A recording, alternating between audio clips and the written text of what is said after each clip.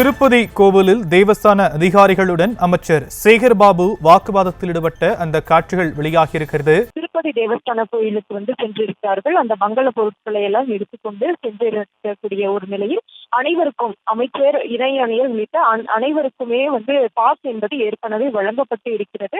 அந்த வகையில் சேகர்பாபு உள்ளிட்டோருக்கு அனுமதி என்பது கொடுக்கப்பட்டிருந்த நிலையில் இணை ஆணையர் மாரியப்பன் உள்ளே செல்ல முயன்ற பொழுது, ஏற்கனவே உங்கள் ஆட்கள் உள்ளே சென்று விட்டார்கள், அதனால் உங்களுக்கு அனுமதி கிடையாது என்று அவர்கள் கூறியதாக சொல்லப்படுகிறது.